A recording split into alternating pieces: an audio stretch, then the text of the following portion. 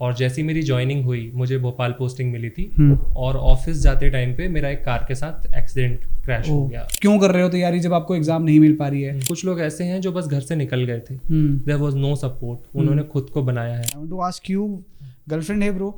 तो अगर सिलेक्शन नहीं हो ज़्यादा समय तक, तब उस बच्चे के मन में क्या थॉट्स आते हैं और उस स्टूडेंट को अभी क्या करना चाहिए आगे की अपनी लाइफ को स्मूथ बनाने के लिए? एक शॉकिंग थिंग हुई कि पीएससी ने एक रूल चेंज किया था 2017 में। वो रूल ये था कि hi everyone, this is your friend Ashish और आज इस एपिसोड में हम बात करने वाले हैं एमपीपीएससी रैंक 20 प्रशांत ऊके भाई से। तो finally the wait is over, क्योंकि काफ़ी टाइम से 3 दिन हो चुके हैं रिजल्ट को आए हुए और हर एस्पिरेंट इस वक्त ये सोच रहा है कि किसी न किसी टॉपर से जानने को मिले कि वो टॉपर कैसे बने, उनका सिलेक्शन कैसे हुआ। So finally let's welcome mister Prashant ऊके ऑन द शो। प्रशांत भाई, इंडियन एस्पिरेंट शो पे आपका स्वागत है। Thank you Ashish, thank you for having me on your show. I'm कैसे really हैं आप? liking this. I'm grateful to you. ये पॉडकास्ट पे मेरा पहला सीन है ना, मैं पहली बार ऐसा कोई पॉडकास्ट कर रहा हूँ। I'm facing the camera for the first time. तो it's a nice feeling, I should say. या तो सबसे पहले प्रशांत भाई, जब मैंने आपकी स्टोरी देखी और हमारी पहली बार बात भी हुई कि यार 2016 में सिलेक्शन हुआ फिर नहीं ज्वाइन कर पाए, मैं चाहता हूँ सबसे पहले आप हमारी ऑडियंस को एक पूरी स्टोरी बता दें, क्योंकि वो काफ़ी इंस्पायरिंग है और हर एस्पिरेंट को मुझे लगता है कि सुनना चाहिए वो स्टोरी। हेलो एवरीवन, मेरा नाम प्रशांत है और मैं बैतूल ज़िले का रहने वाला हूँ। I'll tell you about my story. It is really interesting. It's not because कि ये मेरी स्टोरी है, I thought it is interesting. तो क्या है ना कि एक लड़का जो 20 साल का था और फर्स्ट अटैम्प्ट में सिलेक्ट हो गया, और फर्स्ट अटैम्प्ट में सिलेक्ट होने का जो चार्म होता है वो बहुत शानदार होता है। तो I was high on top, मतलब ऐसे क्लाउड्स हैं, बटरफ्लाई फीलिंग्स, और पहले अटैम्प्ट में डीएसपी हो गया था एट द एज ऑफ 20। तो मेरे लिए वो बहुत शानदार जर्नी रही थी कि फर्स्ट अटैम्प्ट में कैसे सिलेक्ट हो सकता हूँ। मुझे खुद भी नहीं लगा था कि मैं ऐसा कर सकता हूँ। और जैसी मेरी ज्वाइनिंग हुई मुझे भोपाल पोस्टिंग मिली थी और ऑफिस जाते टाइम पे मेरा एक कार के साथ एक्सीडेंट क्रैश हो गया। वो मेरी लाइफ का बहुत बड़ा टर्निंग पॉइंट था और ये हुआ था जॉब ज्वाइन करने के जस्ट 14 या 15 डेज बाद। मेरी ज्वाइनिंग मैं याद कर पा रहा हूँ 23 फरवरी 2018 की है और 10 मार्च 2018 को मेरा एक्सीडेंट भी हो गया। तो my whole family was shocked और एक्सीडेंट थोड़ा मेजर था। मेरी हील जो थी वो आधी कट गई थी और उसके बाद आई वॉज इन मतलब एक बिग शॉक कि अब आगे क्या होने वाला है। Am I going to walk? Am I going to be a person who cannot walk? ऐसी situations में मैं फंस गया था। A lot of was going in my mind कि what should I do now? और doctors were not so convinced कि आगे क्या होने वाला है। They are not telling me the truth कि क्या है। They are मतलब like कि देखते हैं, we'll see what could happen.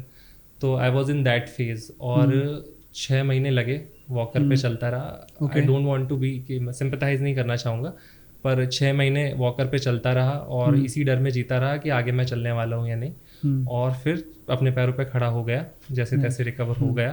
बहुत मुश्किल फेजेस रहे, मेरी 3 सर्जरी हुई उस दौरान। और फिर मैंने जॉब दोबारा ज्वाइन की। मैं भोपाल में दोबारा ज्वाइन किया और एक CAPT इंस्टीट्यूट है, उसमें मैं ट्रेनिंग के लिए भी पहुँचा। पर वाइल ट्रेनिंग मेरे पैर में फिर से दिक्कतें होने लगी एंड आई हैव डिसाइडेड कि ट्रेनिंग ही अभी बहुत बची है। 2 साल की ट्रेनिंग होती है पूरी मिला के, प्रोबेशन पीरियड मिला के। तो मुझे लगा कि आई शुड स्टॉप दिस।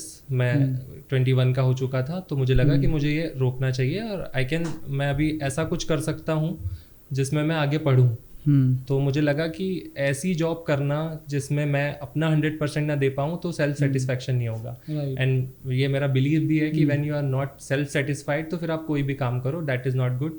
और फिर अगर आप सिविल सर्वेंट होके सेटिस्फाइड नहीं हो किसी जॉब में तो वो उसका इवेंचुअली मतलब फ़र्क बहुत पड़ने वाला है डिपार्टमेंट पे। तो मैं वो नहीं चाहता था। तो मुझे लगा कि आई शुड चूज समथिंग जो मैं कर सकूँ और जिसमें मैं अपना 100% दे सकूँ। तो मैंने वो जॉब क्विट किया और that was the harsh decision to myself also, क्योंकि इतनी फेम, इतना सब कुछ मिलने के बाद, इतनी स्टेबिलिटी मिलने के बाद I was unstable again and I thought कि it will take 1 or 2 years to get selected again.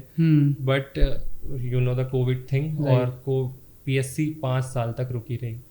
24 सितंबर 2018 को मैंने रिज़ाइन किया और अभी हम बैठे हुए हैं आज 12 जून हो गई है ना, 12 जून 2023। तो आई रिमेंबर माई डेज कि how I survived I don't know, I am here, I am grateful. और ये बहुत इंटरेस्टिंग स्टोरी सच में है, क्योंकि जब आप 2016 में एक बार सिलेक्ट हो चुके हो, आप ज्वाइन कर चुके हो, एंड देन अगेन आपको इतना लंबा पॉज देना पड़ा, इट्स 2023 नाउ। एक और इस पे स्टोरी है कि यार 2017 में भी आपका सिलेक्शन हुआ था और उसके भी कुछ ग्लिचेस हैं। मैं चाहूँगा एक बार हमारी ऑडियंस को उसके बारे में भी बताएं कि 2017 के सिलेक्शन के बाद भी क्या हुआ। लोगों को ये लग सकता है कि मतलब वाई स्माइलिंग, पर मेरे लिए ना ये बहुत मज़ेदार स्टोरी थी। आई टेल यू कैसे हुआ था ये। पीएससी का एग्ज़ाम ना बीच बीच में ओवरलैप करते हैं, जैसे अगर कोई एग्ज़ाम फंस जाते हैं तो 2016 का मैं मेंस दे चुका था और 2017 का मैंने प्रीलिम्स दे दिया था। राइट। तो 2016 के जब मेंस का रिजल्ट आया तो तब मैं ऑब्वियसली पास हो गया था और मुझे लगा कि फर्स्ट अटेम्प्ट में मैं कैसे पास हो गया। उसके बाद 2017 के भी मेंस हो गए, वो मैं तारीख अगर याद कर पा रहा हूँ तो ये जून में ही हुआ था, 2017 में। और 16 जून को मेरा इंटरव्यू हुआ था 2017 में, 16 वाली MPPSC का, एंड आई गेट सिलेक्टेड। तो DSP बन गया था, बहुत मज़े आ रहे थे कि आई गॉट सिलेक्टेड। और बहुत लोग मतलब बहुत ऐसे सिर पे चढ़ा देते थे कि मतलब अभी तो तुम 20 साल के हो, अभी इतनी लंबी नौकरी करोगे 40 साल तक, यू गेट प्रमोटेड और ऐसे बन जाओगे, हायर अथॉरिटी पे चले जाओगे। और मुझे बड़ा मज़ा आ रहा था। तो एक शॉकिंग थिंग हुई कि PSC ने एक रूल चेंज किया था 2017 में। वो रूल ये था कि अगर आपकी एज 21 साल से कम है तो आप एलिजिबल नहीं है किसी भी पोस्ट के लिए। जबकि 2016 में ये 20 इयर्स पे ये रूल लागू होता था कि अगर आप 20 साल के हैं तो आप DSP बन सकते हैं, या असिस्टेंट जेलर की एक पोस्ट होती है वो बन सकते हैं। तो 17 में मैंने प्रीलिम्स पास कर लिया और मेंस भी पास कर लिया। और उसके बाद जैसे ही इंटरव्यू की बारी आई तो हम 8 लोग थे। वो 8 लोगों के नाम मुझे याद है, मेरे इंस्टाग्राम पे उनकी लिस्ट डली हुई है। मैं सब लोगों को बताता रहता हूँ कि हम बहुत छोटे थे, 21 साल से कम थे, तो हम 8 लोगों को बाहर कर दिया था। तो इस पे सबको शौक लगना चाहिए, जो लोग बाकी लोग बाहर हुए होंगे उनको बुरा लगा होगा कि मतलब इंटरव्यू से कैसे बाहर कर दिया, पर मैं बड़ा खुश था। मुझे लग रहा था कि मैं DSP सिलेक्ट हो गया हूँ, तो मुझे उतना बुरा नहीं लग रहा था। मैं उसमें भी स्पेशल समझ रहा था कि आई एम स्पेशल, मैं अभी 21 से छोटा हूँ और मुझे इस वजह से बाहर किया है। तो मतलब बहुत ही चाइल्डिश मोमेंट्स भी रहे कि फिर मुझे लगा कि अभी आगे तो और एग्जाम देंगे ही। और फिर आगे की कहानी जैसे मैंने बताया कि मैंने फिर वो जॉब ज्वाइन कर ली। तो 17 में मुझे इसलिए बाहर कर दिया था। और 18 में भी मैंने प्रीलिम्स पास किया था, पर जो 18 का मेंस था वो मैं दे नहीं पाया था। क्योंकि जब 18 के मेंस चल रहे थे तो मेरी 3rd सर्जरी हो रही थी, आई वॉज इन द हॉस्पिटल, तो वो नहीं दे पाया। और फिर 19 और 20 के बारे में सारे PSC एस्पिरेंट्स को पता ही है कि 19 के इंटरव्यू होने वाले, उसमें भी मैं इन हूँ, वो भी मैं दूंगा। और 20 में आई get selected. That's really nice यार। और इतना लंबा टाइम जब रुकना पड़ता है इतना, और वहाँ पे आपकी गलती नहीं होती ना कि यार 2019 का मेंस रुका हुआ है, काफ़ी टाइम से एग्जाम रुकी हुई थी, 20 का रिजल्ट 2023 में आया। बट जब अब इतने टाइम के बाद when you finally get to know कि यार अब सब कुछ सही है, now I am joining the civil service, अब कैसा फील हुआ? जिस दिन रिजल्ट आया उस दिन आपके रिएक्शन क्या थे? I was really happy. I was in tears first of all. My friends were there, and I got a call कि तुम selected हो गए हो, and I checked the result, and I was in tears क्योंकि इतने साल का मेरे अंदर जो एग्रेशन था वो बाहर आ गया। पर आई एम हैप्पी। मतलब मुझे ना एक I'll tell you, Jaishankar Prasad एक हिंदी के लेखक हैं और बहुत छायावादी युग एक हिंदी में युग होता है, तो उसके ये प्रवर्तक हैं। और उनकी कुछ लाइंस है जो मैं कोट करना चाहूँगा। वो लाइंस कुछ इस तरीके से हैं, वह पथ क्या पथिक कुशलता क्या जिस पर बिखरे शूल ना हो, नाविक की धैर्य परीक्षा क्या जब धाराएं प्रतिकूल ना हो। तो आई फील दैट कि अगर कोई एस्पिरेंट है और उसके पेशेंस का लेवल चेक करना है तो ये सबसे अच्छा है कि आप अपने पेशेंस का, कुछ लोग कहते हैं कि मुझ में पेशेंस का गुण है, तो उनसे जब पूछा जाता है कि कैन यू एलेबरेट कि कैसे आप समझ पाते हैं कि आप में ये गुण है, तो आई टेल यू कि मैंने इतने साल वेट किया तो मुझ में ऐसा है। I am really patient. मेरा नाम प्रशांत है और मुझसे इंटरव्यू में पूछा भी था कि इसका मतलब क्या होता है, तो मैंने कहा था कि सर प्रशांत का मतलब होता है शांत चित्त वाला व्यक्ति जिसका मन शांत हो। तो I am like that, I feel that. Prashant भाई, एक जो बहुत इंटरेस्टिंग चीज़ मुझे आपसे पूछना है कि यार फैमिली का रिएक्शन इस टाइम पे क्या रहा? क्योंकि आप 2016 में ही सिलेक्ट हो गए थे when you are just 20 years old, है ना। उसके बाद में फिर आप ज्वाइन नहीं कर पाए, उसको सही से कंटिन्यू ना कर पाए, फिर आप एक बार और सिलेक्ट हुए, फिर उस टाइम पे ज्वाइन नहीं कर पाए, जो भी ग्लिच रहा, और आगे भी फिर 2020 के एग्जाम का रिजल्ट 2023 में आ रहे हैं। इस टाइम पे कभी सोसाइटल प्रेशर या फैमिली का प्रेशर ऐसा बना है कि यार क्यों कर रहे हो तैयारी जब आपको एग्जाम नहीं मिल पा रही है? आप चाहते तो हो सकता था कि आप 2017-18 के बाद ही आप प्राइवेट जॉब देख सकते थे, प्राइवेट में कुछ अच्छा कर सकते थे, इंजीनियरिंग कर सकते थे, तो ये सब छोड़ के उस टाइम पे क्या सिचुएशन रही इन 7 सालों में pressure wise? I tell you about this. इसमें ना मेरे फादर का बहुत बड़ा रोल है। My father is a hard rock person, मतलब ही इज़ लाइक, मैं अपनी ये जो जर्नी है इसको कभी भी स्ट्रगल के रूप में मेंशन नहीं करता, क्योंकि मुझे लगा ही नहीं कि ये स्ट्रगल है। My father was like stone, मतलब मेरे सामने जो पत्थर की तरह खड़े हुए थे, और सोसाइटी का कोई प्रेशर या कोई भी फाइनेंशियल प्रेशर उन्होंने मुझ पे आने नहीं दिया। मतलब शायद उन पे बहुत प्रेशर था, पर उन्होंने कभी फील नहीं होने दिया कि ये सब घट रहा है। ही रिटायर्ड इन 2019। तो उसके बाद मुझे लगता है कि रिटायरमेंट के बाद आई फील कि दिक्कतें होने लगी थी। वो चाहते थे कि मैं जल्दी सेलेक्ट हो जाऊँ। ही वॉज वेटिंग और टाइम गुजरता जा रहा था, पर मुझे लगा कि उन्होंने ये मुझ तक नहीं पहुंचने दिया। He was so confident about me कि जिस दिन रिजल्ट आएगा ही विल गेट सिलेक्टेड। ऐसा नहीं था कि डीसी ही बन जाएंगे, डेप्यूटी कलेक्टर बनने वाले हैं, बट ही वॉज लाइक कि कोई ना कोई जॉब मिल जाएगी प्रशांत को। तो उन्होंने कभी कोई कमी लगने नहीं दी। और जैसे मेरी फिलॉसफी है खुद की, कोई पूछते हैं कि आपकी कोई खुद की पर्सनल फिलॉसफी है, तो आई फील कि अगर आपको माँ बाप पैसे दे रहे हैं और आप इंदौर में पढ़ पा रहे हैं, एज आई टोल्ड यू, कि अगर आप कोल्ड कॉफ़ी पी पाते हैं और कैफेज में जा पाते हैं, आपके फ्रेंड्स के साथ चिल करते हैं, तो that is not struggle. Right. फिर खुद के लिए पढ़ना, खुद के लिए सिलेक्ट हो जाना, या इस चीज़ को स्ट्रगल कह देना या इसमें खुद की ग्रेटनेस बताना, ये बहुत अच्छी चीज़ मैं इसको नहीं मानता। ग्रेटनेस उन लोगों के लिए छोड़ दीजिए जो सोसाइटी के लिए काम करते हैं, जो दूसरों के लिए कुछ करते हैं। खुद के लिए करने में कुछ क्या मानता है, इसका फ़ायदा आपको ही होने वाला है इवेंचुअली। तो आई फील दैट। तो मेरे फादर थे, तो मुझे वो स्ट्रगल जैसा कभी लगा नहीं। कभी कभी सैड फील करता था, तो आई राइट पोइट्री समटाइम्स, और वो पोइट्री हमेशा मतलब सैड स्टोरीज होती हैं। वो ऐसी नहीं होती हैं कि बहुत टूट गए हैं, पर यू फील ना कि यार टाइम गुजर रहा है। तो वो पोइट्री मैं लिखता था। मेरे इंस्टाग्राम पे एक अलग से एक स्टोरी है पोइट्री की, उस पर मैं कुछ पोइट्रीज लिखता हूँ, और मैं पढ़ के बता सकता हूँ, शायद मैं भूल जाऊँ। Go ahead.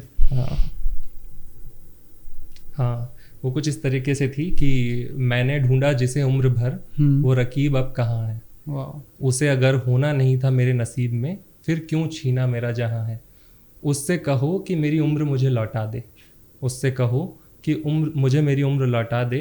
अगर मेरा पता पूछे तो उससे कहना कि जहाँ छोड़ा था उसे वो सरफिरा अब भी वहाँ है। तो आई फील कि पीएससी ने मुझे जहाँ छोड़ दिया था, मेरी किस्मत ने, कि वो 2018 में मैं जहाँ रुक गया था, एंड वाज लाइक दैट कि मुझे वापस वहीं पहुँचना है। तो ये पोएम मुझे बहुत इंस्पायर करती थी, खुद की ही लिखी थी मैंने अपनी लाइन पे, कि मुझे छोड़ा था जिस जगह, मैं अब भी वहीं खड़ा हुआ हूँ। तो अभी वापस आ गया हूँ, तो it feels great. Very nice यार। आपके लिए स्ट्रगल क्या है? लाइक यू सेड कि यार अगर आप खुद के लिए काम कर रहे हो, आप पढ़ाई कर रहे हो और आप बेसिक चीज़ें ही कर रहे हो, आपको घर से पैसा आ रहा है सफिशिएंट कि आप पढ़ाई कर पा रहे हो इंदौर जैसे शहर के अंदर भी या किसी बाहर सिटी में, अगर वो स्ट्रगल नहीं है तो स्ट्रगल क्या है? If you can allow me, और कुछ लोगों के मैं नाम लेना चाहूँगा। वैसे ये पॉडकास्ट ऑनलाइन जाने वाला है, वो लोग शायद अच्छा ना लगे उन्हें कि मैंने उन लोगों का नाम लिया, पर आई शुड से दिस क्योंकि वो लोग मुझे लगता है कि नोबल है। देयर आर सम नेम्स जो एक मुझे अभी हालिया में एक नरेंद्र गौतम सर मिले हैं, और जब वो अपनी कहानियाँ बताते हैं तो आई फील कि दैट इज स्ट्रगल। मतलब man, he is the man who made himself। हमें हमारे फादर मदर फैमिली सपोर्ट की वजह से हम यहाँ तक पहुँच रहे हैं। कुछ लोग ऐसे हैं जो बस घर से निकल गए थे, there was no support, उन्होंने खुद को बनाया है। मेरा रूममेट है अभी सतीश पवार, और अभी एग्जाम दे रहे हैं, और he is the same man. उन्होंने खुद को बनाया है। तो मुझे लगता है जिनके पास फैमिली नहीं है, जिनके पास सपोर्ट नहीं है, ग्रेटनेस उनके लिए छोड़ दो, क्योंकि जिस दिन वो आएंगे तो उनके लिए वो ग्रेटनेस की जगह खाली रहना चाहिए और हमें वो जगह नहीं लेनी चाहिए, क्योंकि हमारे सिलेक्शन में हमारी फैमिली साथ है। ये वो लोग हैं जो खुद को बना रहे हैं, और कुछ नाम होंगे, इतने नाम मैं जानता हूँ, पर मुझे लगता है कि ऐसे बहुत से नाम हैं जो सरवाइव करते हैं बहुत हार्ड कंडीशंस में, और आई थिंक कि I was not one of them. मुझे मेरा खुद का अपना एक हार्डनेस है, स्ट्रगल नहीं कहता मैं उसे, पर वो वैसी नहीं है, क्योंकि मेरे पास पैसे पापा के थे, और मेरा जो स्ट्रगल है मतलब बुक्स हैं, आई टेल यू कि 2 टाइम का खाना है, तो इतना काफ़ी था। तो मुझे लगता है कि जिनका पेट खाली है फिर भी वो पढ़ रहे हैं, तो स्ट्रगल उनके लिए है। तो मेरे लिए स्ट्रगल की जो परिभाषा है वो वाली है। राइट जैसे हम डिस्कस भी कर रहे थे कल, I have seen people being a librarian, जब बच्चे आते हैं और बताते हैं कि भैया ये चल रहा है घर में, कई लोगों के घर में बहुत ही ज़्यादा प्रॉब्लमेटिक सिचुएशन होती है कि यार जैसे मेरे एक फ्रेंड है, मेरे एक स्टूडेंट थे, वो अभी फ्रेंड है मेरे, तो जब वो लाइब्रेरी आए थे तो फैमिली बहुत हैपनिंग था, और जस्ट कुछ दिनों के बाद में जब कोविड आया तो उनकी फैमिली पूरी डिस्ट्रॉय हो गई कोविड के अंदर, मम्मी नहीं रही, पापा नहीं रहे, और तब उसको पता लगा कि यार भैया समझ नहीं आ रहा मैं क्या करूँ। एंड देन आई सेड कि यार चल ठीक है, जितना हमसे मन पड़ेगा, तो हम लोगों ने स्टूडेंट को सपोर्ट किया, और अभी वो इस लेवल पे है कि बहुत जल्दी वो सिलेक्ट होने वाला है। तो आई फील कि वो भी एक स्ट्रगल है, क्योंकि आपके साथ से चीज़ें ना कभी आपके हाथ से बाहर हो जाती है, आप नहीं सोचते हो कि यार स्टूडेंट लाइफ में आपके पास सब कुछ मिल रहा है, आज फैमिली घर से आपको पैसा दे रही है, कल को अगर कुछ ऐसा हो जाता है कि यार ऐसे एक्सट्रीम सिचुएशन आ जाती है, तो आई फील कि यार वहाँ पे सर्वाइव करना बहुत टफ हो जाता है।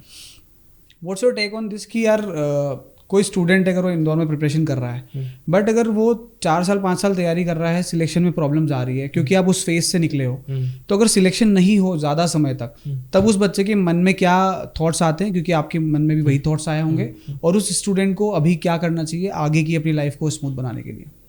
यार मतलब हर ना एस्पिरेंट से एक कॉमन क्वेश्चन इंटरव्यू में पूछा जाता है कि आपकी स्ट्रेंथ क्या क्या है और आपकी वीकनेसेस क्या क्या है। आई फील कि ये क्वेश्चन ना प्रिपरेशन से पहले पूछना चाहिए, और उनके पेरेंट्स को पूछना चाहिए कि व्हाट डू यू थिंक, तुम्हारी स्ट्रेंथ और वीकनेसेस क्या है। तो अगर पेशेंस और परसिवरेंस जैसे गुण पहले सिखा दिए जाएं जो तैयारी के दौरान डेवलप होते हैं, तो मेरे को लगता है सब सरवाइव कर जाएंगे। सब लोग बहुत ही एकदम ड्रीम अप्रोच रखते हैं कि 1 साल पढ़ना है, 1.5 साल पढ़ना है, और उनको लगता है कि वो सिलेक्ट होने वाले हैं बिल्कुल। और जब ऐसे अहम पे धक्का लगता है, अहम पे धक्का बोलते हैं उसे, आपके सेल्फ जब डिस्ट्रॉय हो जाता है कि अरे आप फेल हो गए, फिर आपको पता चलता है कि ईश्वर ने योग्यता बहुत सारों को बख्शी है। आप घर से इस मूड में निकलते हैं कि हम सिकंदर बनने वाले हैं और हम जाएंगे और पूरा विश्व जीत लेंगे, फिर आपको पता चलता है कि कोई चंद्रगुप्त बैठा हुआ है इंडिया में जो आपको रोक देगा, वो वितस्ता पे कोई पोरस है जो युद्ध लड़ेगा और आपको वहां रोकेगा। तो फिर आपका एकदम भरम टूट जाता है, और फिर आप वापस लौटते हैं। फिर आपको लगता है कि आपका जो ड्रीम था उसमें आपने मिसकैलकुलेशन ये कर दी कि आप भूल गए थे कि आपके जैसे और लोग हैं जो बहुत विल पावर के साथ आने वाले हैं और उनके साथ आपका कंपटीशन है। तो पेशेंस और परसिवरेंस, ये 2 गुण आपको चाहिए ही चाहिए पीएससी में सिलेक्ट होने के लिए। आपको बहुत सारा पेशेंस रखना है, और एक ही काम, परसिवरेंस का मतलब ही होता है कि आपका जो विश्वास है, जिस पे आपका दृढ़ विश्वास है कि ये वाला काम करना है, उसके लिए लगातार निरंतर प्रयास करना, वो भी लंबे समय तक। ऐसा नहीं है कि आप 1.5 महीने 2 महीने आपने बहुत तैयारी कर ली एंड यू फेल्ड और आप कह रहे हैं कि यार एग्जाम अच्छा नहीं था, क्वेश्चंस वर टफ, ऐसा नहीं है। मेरे फादर ना मुझे बहुत चीज़ों में टोकते हैं, उनकी मुझे कुछ लाइंस बहुत शानदार लगती है। मेरे फादर जो है स्कूल मतलब प्रिंसिपल से रिटायर हुए हैं, हायर सेकेंडरी स्कूल में +2 प्रिंसिपल थे। तो उनका जो मतलब ऑरा है ना, वो वाला है बच्चों को पढ़ाने वाला। तो ही ट्रीट्स मी लाइक दैट। तो वो कहते हैं कि जब तुम ये आर्ग्यूमेंट दोगे कि paper was tough, this was not good, the light was not good, the food was not there, पानी कम पिया था, गला सूख गया था, इसलिए मैं परफॉर्म नहीं कर पाया, तो याद रखना कि कोई तो था जो सिलेक्ट हुआ था। एक लिस्ट आएगी आखिरी में जिसमें कोई तो होगा ही, वो कोई तुम हो सकते। तो वो बात तो आपको चुभनी ही है कि मैं क्यों नहीं, व्हाई नॉट मी। तो इस चीज से आप कोप अप नहीं कर पाओगे कि क्या क्या क्या समझाओगे खुद को, क्योंकि कोई तो पहुंचेगा ही, वो भी शायद आपसे मुश्किल परिस्थितियों में या आपसे कम संसाधनों में वो वहाँ पहुँचने वाला है। तो वो चीज़ आपको हिट करेगी ही। आप कितने ही प्रतिमान गढ़ लीजिए मन में, या कितने ही आर्गुमेंट्स दे दीजिए कि ऐसा नहीं था, वैसा नहीं था, तीसरा इंसान आपको आके बताएगा कि आप जो 4 चीज़ें आपके पास है, मेरे पास वो भी नहीं थी। तो वो आपको एकदम स्टक कर जाएगा कि अरे यार मैंने मेरा मतलब फाइनल नहीं दिया है। तो जब भी आप हारे ना, तो उसकी जिम्मेदारी लीजिए। राइट। जब भी आप हारते हैं और उसकी जिम्मेदारी लेते हैं ना, तो उसके बाद जीतते हैं। अभी हम इंदौर में बैठे हैं और वो जाकिर खान मुझे बहुत पसंद है। मैं उनके बहुत सारे वीडियोस देखता हूँ। तो जाकिर खान की एक लाइन मेरे को, वो इंस्टाग्राम पे बार बार रील्स चलती हैं, तो उसमें वो बार बार जैसी वो लाइन आती है तो मैं बड़ा खुश हो जाता हूँ। और वो लाइन ऐसी है कि यार जब भी अपन लड़ते हैं, मतलब कोई फाइट होती है, तो या तो अपन जीतते हैं या हारते हैं, पर अपन रुकते नहीं है। तो मुझे लगता है कि जीतो हारो मायने नहीं रखता, आपका लड़ना मायने रखता है। राइट। तो आई feel that. I don't know कि ये क्या हुआ अभी, बट आपने जैसे ही जाकिर खान का नाम बोला उसके 2 मिनट पहले जब आपने पापा का इंसिडेंट बताया कि पापा ने मुझे ऐसा ऐसा बोला, तब मैं सोचा था कि यार मुझे ना वो वाली लाइन बोलनी है जिससे मैं जाकिर खान की एक बात से बहुत प्रभावित हूँ, और मैं अपने पापा को बहुत प्यार करता हूँ, है ना, मेरे फैमिली को हम सभी प्यार करते हैं, आई एम श्योर सभी aspect. My father is a living god to me, मतलब भगवान होते हैं और भगवान का यही काम होता है ना कि वो आपको मुश्किल परिस्थितियों में साथ देते हैं, आपका विश्वास बनाए रखते हैं, तो माय फादर डज दैट, तो मेरे लिए वो लिविंग गॉड है। जाकिर खान ने एक बात बोली थी, पहले मैं अपने पापा से बात करने में ना बहुत डरता था, और हर इंसान पापा से बात करना थोड़ा सा टफ हो जाता है कि यार कैसे बात करें। कहते हैं ना कि दुनिया का सबसे मुश्किल रिश्ता एक बाप और बेटे का ही है, राइट। वो दोनों मैन हैं और लड़का बड़ा हो गया है, अब ये भी मर्द हैं, और वो तो पिता है, तो फिर उनकी बात अलग है, तो उनके बीच की जो अनबन है ना वो बड़ी शानदार और वो रहती है। तो उन्होंने एक बात कही थी अपनी वीडियो के अंदर, और पापा प्लीज प्रीच मोर करके उनका एक वीडियो यूट्यूब पे अपलोडेड है और बहुत इमोशनल है, अगर वो देखोगे तो आपको पापा से तुरंत बात करने का मन करेगा। पहली बार जब मैंने वीडियो देखा, पहले बात नहीं करता था, वो वीडियो देखने के बाद ऐसा लगा ना, उसमें उसने एक लाइन बोली है, जाकिर भाई ने एक लाइन बोली है कि यार आपके पापा ना सबसे एक्सपीरियंस पर्सन दुनिया में है, आप पूरी दुनिया में ढूंढते हो कि यार आप प्रिपरेशन कर रहे हो, आप 10 लोग ढूंढते हो कि मेरे को मेंटोर चाहिए, मेरे को कोई तो आके सिखा दे कि यार इस मुश्किल परिस्थिति से बाहर कैसे आना है, पर सबसे ज़्यादा अनुभवी और सबसे ज़्यादा क्लोज बंदा जो आपको समझता है वो आपके घर के अंदर बैठा है। अगर आप उनसे बात करोगे ना कि पापा समझ में नहीं आ रहा है, 4 साल से तैयारी कर रहा हूँ, प्रॉब्लम हो रही है, आप बताओ क्या करूँ, आपको सबसे ज़्यादा मोटिवेट करने वाला, रास्ता दिखाने वाला बंदा आपके घर में, लेकिन हम बात नहीं कर पाते। तो आई थिंक स्टूडेंट्स को वो चीज़ें करनी चाहिए, और वो फिर बाद में मैंने स्टार्ट किया कि यार पापा प्रिपरेशन हो रही थी, फिर जॉब किया, उसके बाद से फिर घर पे बात करना स्टार्ट किया, एंड आई फील कि वो चेंज फिर आया है। तो आई थिंक कि हर एस्पिरेंट को, जो भी एस्पिरेंट्स इस वीडियो को भी देख रहे हैं, अगर आपको लगता है कि यार अगर आप किसी प्रॉब्लम में हो, सबसे पहला मेंटर, सबसे पहला शिक्षक आपके घर में अवेलेबल है। फैमिली। एक डेनियल गोलमैन करके, मैं जो भी पीएससी के एस्पिरेंट्स है ना वो समझ पाएंगे, एथिक्स का पेपर होता है, एथिक्स के पेपर में ना एक इमोशनल इंटेलिजेंट का टॉपिक है, जिसके अंदर एक मॉडल आता है डेनियल गोलमैन का मॉडल। तो डेनियल गोलमैन थे और उन्होंने बताया था कि आपकी सफलता में जितना IQ मायने नहीं रखता, उससे ज़्यादा EQ मायने रखता है। EQ I tell you, emotional quotient, कि आप दूसरों की या स्वयं की भावनाओं को किस स्तर तक समझते हैं और उनका मैनेजमेंट कितना अच्छा कर पाते हैं। तो इस बात पर उन्होंने कहा था कि आने वाले विश्व पर महिलाएं शासन करेंगी, और उस बात से उस समय के जो पुरुष सत्तावादी समाज रहा होगा, आप समझते हैं कितनी हलचल मच गई होगी कि ये अराउंड 1995 की बात है डेनियल गोलमैन की, मैं जैसे याद कर पा रहा हूँ, इफ आई एम रॉन्ग लोग करेक्ट कर दें प्लीज। तो उन्होंने उस समय कह दिया कि आने वाले विश्व पर महिलाएं शासन करने वाली हैं, तो लोगों को बहुत ये बात खटक गई कि ऐसा कोई कैसे कह सकता है, पुरुष सत्तावादी समाज है। तो डेनियल गोलमैन साइड की महिलाओं में पुरुषों की तुलना में भावनाओं को समझने की जो प्राकृतिक जो ताकत है वो ज्यादा है, राइट। तो इस वजह से महिलाएं शासन करने वाली हैं और हम देख रहे हैं कि ऐसा हो रहा है। तो आई टेल यू, उनके मॉडल में ना एक चीज़ आती है सेल्फ मोटिवेशन।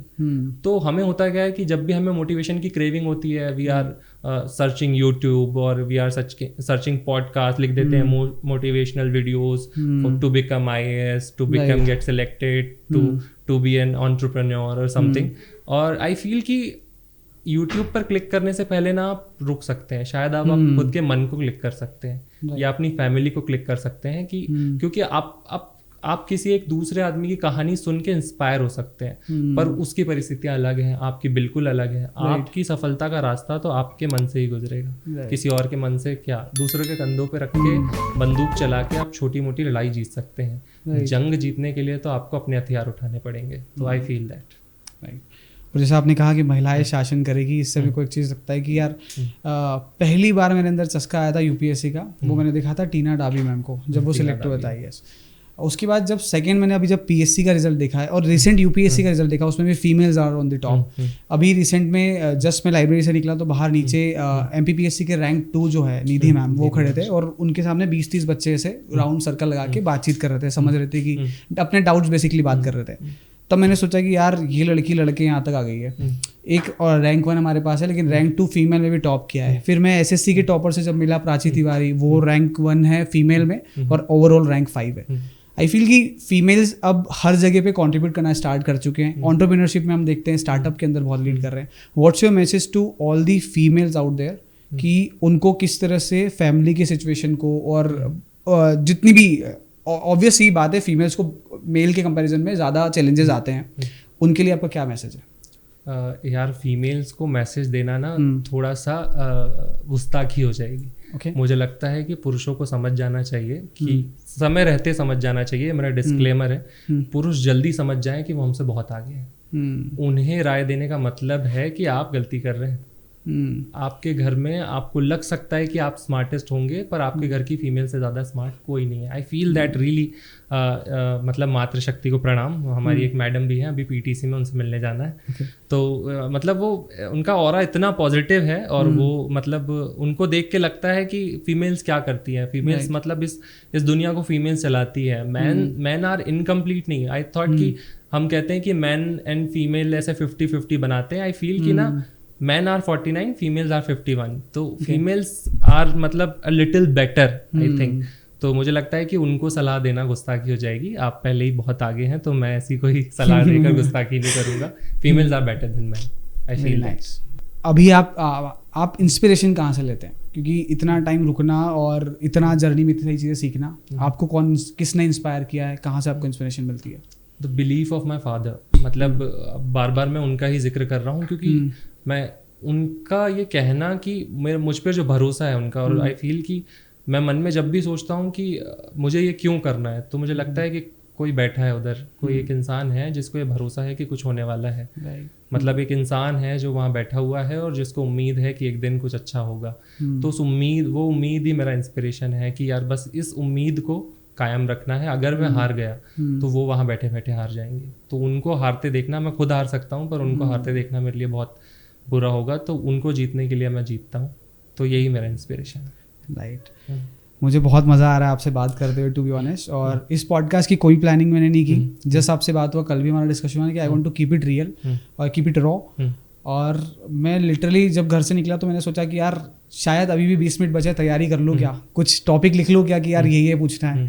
पर मैंने सोचा कि नहीं यार, अब जब बात हो रही ना तो रॉ करेंगे, क्योंकि दिल से बात करनी है हर एस्पिरेंट के बारे में। अब बात करते हैं हम लोग थोड़ा सा तैयारी के बारे में कि आपकी प्रिपरेशन स्ट्रैटेजी क्या रही, कैसे आपने तैयारी किया। So first let's start with the preparation strategy कि जब 2020 में आपने स्टार्ट किया तो क्या सोचा था कि यार किस तरीके से तैयारी करूंगा तो इतने टाइम में सिलेक्ट हो जाऊंगा? 2020 में जब दोबारा से तैयारी की, आई एम सॉरी, जब आप 20 साल की उम्र में तैयारी कर रहे थे, उस टाइम पे आपका क्या रहा? तो आई टेल यू कि मैं 19 की उम्र में ग्रेजुएट हो गया था। बहुत कम उम्र में ग्रेजुएशन हो गया था। Same bro, same. This was the thing. मतलब बहुत अच्छा लगता है ना कि हम बाकी लोगों से एक साल आगे हैं। तो मुझे ना वो लीड बनाए रखनी थी। मुझे लगता था कि मैं जल्दी सेलेक्ट हो गया हूँ, तो अब इस लीड को बनाए रखेंगे, जल्दी जल्दी सब कुछ कर लेंगे। तो मैं बहुत हरी में था, बहुत। और मैंने दिल्ली जाने के लिए बहुत जिद की मेरे पापा से। मतलब बहुत कम उम्र थी, 19 साल का था, तो उनको डर लगता था कि he will not survive, we can not survive, उनकी ये थी। तो मैं बहुत रोया। उस समय सब रोने लग जाते। और मेरी बहनें बहुत, इन्होंने मेरी 3 बहनें हैं बड़ी, तो उन्होंने रो रो के इतने आंसू भर दिए थे कि मेरे पापा को मुझे फाइनली भेजना पड़ा। और दिल्ली में एक कोचिंग है, दृष्टि डिवीजन, वहाँ मैंने पढ़ाई की। Vikas Divyakirti sir, he is renowned name, और उनका नाम कोट कर रहा हूँ क्योंकि ही इज द मैन जो दिल्ली में लोगों को बनाते हैं। बच्चे उनको देख के इतना इंस्पायर होते हैं। और वो हमें 4 सब्जेक्ट पढ़ाते थे। आई फील लकी कि मैं उनकी क्लास में बैठ के पढ़ा हूँ। वो हमें एथिक्स और पॉलिटी और ऐसे और थोड़ी बहुत सोशल जस्टिस की क्लासेस उन्होंने ली है हमारी। तो बहुत मज़ा आता था उनकी क्लास में बैठ के। हिंदी लिटरेचर की भी कुछ क्लासेस मैंने उनसे की हैं। तो ये जयशंकर प्रसाद की जो ये रचनाएं हैं, ये सब वहाँ से आती हैं। तो बड़ा मज़ा आता है। तो दिल्ली में मैंने प्रिपरेशन की 1.5 साल करीब। और दिल्ली में जब वाइल आई वॉज प्रिपेयरिंग, एक चीज़ मिस हो गई है जो मैं बता रहा हूँ। 2015 की एक कहानी है मेरे साथ। मतलब पीएससी की जो हर बुरी चीज़ हो सकती थी या कोई फ्लॉ या जो बग था, वो मैंने झेला है, हर बग। 2015 में मेरा प्रीलिम्स पास कर लिया था, फर्स्ट अटेम्प्ट था वो मेरा। और जब मेंस का फॉर्म भरने गया, और इंटरनेट कैफे पे बढ़िया से फॉर्म भर रहा हूँ, आगे का कुछ पता भी नहीं कि कैसे होता है क्या। और फॉर्म भरने पहुंच गया हूँ। और पहले एक रूल था एमपीपीएससी का, जैसे अभी एक रूल बताया, अब दूसरा रूल बताता हूँ। तो पीएससी अलाउ करता था उन स्टूडेंट्स को जिनका ग्रेजुएशन नहीं हुआ है, जो अंडर ग्रेजुएट है, तो वो फॉर्म भर सकते थे। पर शर्त ये थी कि जब तक मेंस आप देंगे या तब तक मेंस की तारीख आएगी, तब तक आपकी डिग्री आ जानी चाहिए। ठीक है। और मैंने प्रीलिम्स पास कर लिया, और जब मेंस के फॉर्म आए तब तक मेरी डिग्री कंप्लीट नहीं थी। आई वाज अंडर ग्रेजुएट, और मैं दिल्ली में ही रह रहा था उस टाइम। तो फॉर्म भरने पहुंचे नेट कैफे पे, और भैया फॉर्म भर रहे हैं, पूरा फॉर्म भर दिया उन्होंने। और वो ग्रेजुएशन वाले कॉलम पे क्लिक किया नहीं, और जैसे ही लास्ट क्लिक करते हैं तो वो रेड बॉक्स बन के आ जाता है। एंड वो रेड बॉक्स ने बिल्कुल मेरे एकदम वो भैया बोलते हैं कि आप ग्रेजुएट नहीं हो तो आप एग्ज़ाम नहीं दे सकते। तो मेरे को ऐसा धक्का लग गया। मैं बत्रा है एक जगह बत्रा टॉकीज, वहाँ पे सारे दोस्त पहले से खड़े हुए थे और बढ़िया इंतजार कर रहे हैं कि फॉर्म भर के आ गया। तो मैंने उनको कहा कि यार फॉर्म तो नहीं भरा रहा है। वो कह रहे हैं कि ग्रेजुएशन चाहिए। तो वो मुझे कहते हैं तो तुझे ये बात नहीं पता थी कि ग्रेजुएशन करना होता है? तो मैंने कहा प्रीलिम्स पास कर लिया था तो आई थॉट कि एक चांस ले लेते हैं। मुझे पता था कि फॉर्म नहीं भराने वाला है, स्टिल मैं भरने गया था। तो मैंने वहाँ से पापा को फ़ोन लगा दिया, और मेरे पापा टीचर हैं तो थोड़े स्ट्रिक्ट हैं, और आई वॉज इन टीयर्स कि पापा फर्स्ट अटेम्प्ट था, इतनी अच्छी अपॉर्चुनिटी थी, मैं मेंस दे सकता था। तो मैंने उनको जब बताया तो मुझे ही डांटने लगे उल्टा कि हमने तुम्हें दिल्ली भेजा है इतना भरोसा करके और तुम अभी से रो रहे हो, तो आगे क्या करने वाले हो। तो फिर मैंने खुद को ऐसे होल्ड अप किया और फिर मैंने आगे प्रिपरेशन स्टार्ट कर दी। तो 16 में 31 मई 2016 को प्रीलिम्स हुआ, वो मैंने पास किया फिर से अगेन, और अक्टूबर में मेंस हुए थे। तो मैं दिल्ली से इंदौर मेंस देने आया था। मेरे भैया विमलेश हुई के जो यहीं रहते थे, वो अभी नीमच में जहाँ के आप रहने वाले हो, वो वहीं पे डीएसपी हैं। तो उनके रूम पे रहने आया और मैंने बोला कि बस मेंस देने आ गए हैं, और यहीं से मैंने मेंस दिए। विष्णुपुरी में मैं रहता था इंदौर में, और वहाँ से मेंस दिया और मेंस ठीक ठाक हुए, और मैं ये सोच के वापस दिल्ली लौट गया कि अब आगे और तैयारी करनी है, अगला मेंस अच्छे से देंगे, और मैं दिल्ली लौट गया। उसके बाद दिसंबर 2016 में मैंने दिल्ली छोड़ दिया। और जनवरी 2017 में मैं इंदौर शिफ्ट हुआ कि अब यहाँ से पढ़ेंगे, MPPSC देना है। और फैब में फिर 17 का प्रीलिम्स दिया। उसके बाद 16 के मेंस के रिजल्ट आ गए, मैं पास हो गया था। फिर 17 के मेंस दिए, फिर 16 का इंटरव्यू हुआ। 11 जुलाई 2017 को मेरा रिजल्ट आया and I get selected as DSP बहुत अर्ली एज में। और तो ये वो वाली, ये मेरा आई लिव्ड 2 लाइफ। मुझे हमेशा लगता है कि मैंने 2 जिंदगियां जी है। एक वो कोविड के पहले वाली जिसमें आई गेट सिलेक्टेड, और अभी ये दूसरी, और इसका मजा भी लेना शुरू नहीं हुआ है। मतलब अभी बहुत अच्छा लग रहा है कि आई कैन, मतलब मुझे लगता है कि अब मैं नींद ले सकता हूँ। वो बेचैनी नहीं है, मतलब काम अभी भी बहुत करने, मुझे अभी भी ऐसे वो डर लगता है कि आगे कुछ बुरा तो नहीं होने वाला है, क्योंकि इतने साल गुजरते हैं ना जब आप इतने डर में जीते हैं, तो वो आपके अंदर घर कर जाता है। तो मैं उससे ओवरकम कर रहा हूँ, और अब मुझे लग रहा है कि आगे सब सही होगा। एक अच्छे सिविल सर्वेंट के रूप में मैं काम कर पाऊंगा, अच्छे से ट्रेनिंग करूंगा, बहुत सारा काम सीखूंगा। और मैं ट्राइबल से आता हूँ, तो मुझे मेरा मेन पर्पस है कि ट्राइबल कम्युनिटी थोड़ा आगे आए। मैं चाहता हूँ कि मैं कुछ कर पाऊँ। तो जिन लोगों के रिप्रेजेंटेशन से आप आगे आते हैं, अगर आप आगे चलकर उनके लिए कुछ ना करें तो ये बहुत बड़ी हिपोक्रेसी है आपकी खुद की, कि आप अपनी पहचान को भूलते हैं और उन्हीं लोगों से कटते हैं जिनका रिप्रेजेंटेशन करने के लिए गवर्नमेंट ने आपको भेजा है। तो आई फील कि मुझे उनका रिप्रेजेंटेशन करना है। तो दिस वाज माय जर्नी, जिसका पहला फेज मैंने पहले बताया था, और ये वो फेज है जो कोविड के पहले वाला था। थोड़ा सा इस कॉन्वर्सेशन को बहुत ज़्यादा सीरियस हो चुका है। I want to ask you, girlfriend है ब्रो? यार गर्लफ्रेंड का सीन ऐसा है बड़ा मजेदार सवाल पूछ लिया, ये बाउंसर ही है मेरे लिए। PSC आपकी गर्लफ्रेंड बन के रह जाती है। दिस इज द थिंग जिसके लिए आप सबसे ज्यादा लॉयल रहते हो। तो हालत ये हो जाती है कि अगर आप रिलेशनशिप में हो तो आप कभी भी ऐसे कंप्लीटली, आपकी जो भी पार्टनर है वो हमेशा अनसेटिस्फाइड रहेंगी, क्योंकि PSC ना किसी और से प्यार करने नहीं देती। रहेगी या रहेगा? हाँ, रहेगी या रहेगा, मैं अपने लिए बता रहा था। तो दिक्कत ये है ना कि PSC या सिविल सर्विसेज की प्रिपरेशन किसी और से प्यार करने ही नहीं देती। कुछ लोग जो, जैसे कुछ मैं इंटरव्यूज देखता हूँ जिसमें कुछ लोग बताते हैं कि उनकी रिलेशनशिप्स हैं, गर्लफ्रेंड्स हैं, बॉयफ्रेंड्स हैं, फिर भी दे गेट सिलेक्टेड। तो मैं सोचता हूँ, मैं बोलता हूँ ये है सबसे महान, जो मतलब दोनों मैनेज कर रहे हैं। और आई फील कि मुझ में ये वाली क्षमता होती तो मेरा भी काम कुछ जम पाता, पर मुझ में ये क्षमता नहीं है, तो आई एम सिंगल। तो ऐसा वाला कुछ सीन नहीं हो पाया। एक PSC निकालने में जान चली जाती है। तो अभी एक गर्लफ्रेंड है। I am committed to my struggle I use नहीं कर रहा हूँ word, sorry. I am committed to my preparations, और मैं अभी करियर के लिए कमिटेड हूँ। मुझे बहुत सारे ये सवाल पूछते हैं कि आर यू कमिटेड, तो मैं बोलता हूँ yes I am committed to my success. मुझे बनना है कुछ, तो वो बन जाएगा, फिर देखते हैं। राइट, आई थिंक होना भी चाहिए वो पैशन और कमिटमेंट कि यार मेरे को अभी अगर मैं काम कर रहा हूँ तो मुझे इससे होना चाहिए। बट आई फील कि कुछ केसेस में जहाँ रिलेशनशिप्स है वहाँ पे ऐसा लगता है कि यार एक जो आइडियल रिलेशनशिप, अगर हम लोग PSC के एस्पिरेंट्स के अंदर मैंने देखा भी कुछ लोगों को कि जहाँ पे लड़का लड़की को बहुत सपोर्ट करता है, लड़की भी लड़के को बहुत सपोर्ट करती है, and ideally they both study very well. तो उस केस में कुछ चांसेस बन जाते हैं। But if you are getting distracted from this, तो आपको वो अवॉइड करना चाहिए। आई थिंक कि रिलेशनशिप्स आर गुड। अगर आप एक दूसरे को हेल्प करने के लिए 2 लोग साथ हैं तो इसमें क्या दिक्कत है। इसका मकसद ही यही है ना कि 2 लोग एक दूसरे को आगे बढ़ाना चाहते हैं ज़िंदगी में, साथ रहना चाहते हैं, तो इसमें क्या दिक्कत है? सिर्फ महिलाओं को डिस्ट्रैक्शन बताना, या हम समझ ही नहीं पाते कि हम महिलाओं की तौहीन कर देते हैं। तौहीन इस सेंस में, अगर हम कह रहे हैं कि यार रिलेशनशिप्स के साथ हम कुछ नहीं बन पाएंगे, तो इसमें आप ये कहना चाह रहे हो कि कोई अगर लड़का ऐसा कहता है कि यार मैं रिलेशनशिप में रह के नहीं कर पाऊंगा, तो आप ये कहना चाह रहे हो कि महिलाएं ऐसा रोक लेती हैं आपको, और आप ऑफिसर बनने वाले हो और आप ऐसा सोचते हो कि महिलाएं डिस्ट्रैक्शंस हैं। तो वो समझ ही नहीं पाते कि अच्छा मतलब इवेंचुअली हम इसका मतलब ये निकाल रहे हैं। तो मुझे लगता है ये नहीं होना चाहिए, ऐसा नहीं है।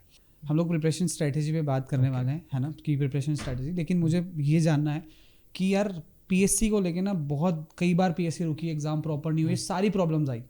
इसका सबसे फन पार्ट क्या है? मज़ा किस चीज़ में आया? मज़े ना बीच बीच में आते हैं। बीच में कैसे आते हैं, आई टेल यू। जैसे जब मैं फर्स्ट अटेम्प्ट में सिलेक्ट हो गया था 2016 में, 16 के एग्ज़ाम में डीएसपी हो गया था, उसके बाद आपको लगता है कि आपने कुछ कमाल कर दिया है, और आपको लगता है कि यू हैव वॉन एवरीथिंग, आप तो सबको हरा के आ गए हैं। और कई लोग इस भाव में रहते हैं, मैं नहीं रहता हूँ। मुझे लगता है कि ऐसा कुछ खास नहीं किया आपने, कभी आपने कर लिया, कभी कोई और कर लेगा। फिर होता क्या है, आपने रेजिग्नेशन दे दिया, आप वापस आते हैं तैयारी करने, और जब आप टेस्ट लिखने बैठते हैं तो आपके नंबर इतने ख़राब आते हैं कि वो देखने लायक नहीं होते हैं, कभी सिंगल डिजिट में, कभी डबल डिजिट में, पर वो इतने शर्मसार होते हैं कि आपको विश्वास नहीं होता कि वो आप ही थे जो सिलेक्ट हुए थे। तो ये फन पार्ट है कि आप समझते हैं कि अगर आप प्रिपरेशन नहीं करने वाले हैं तो आपका कुछ नहीं होने वाला है।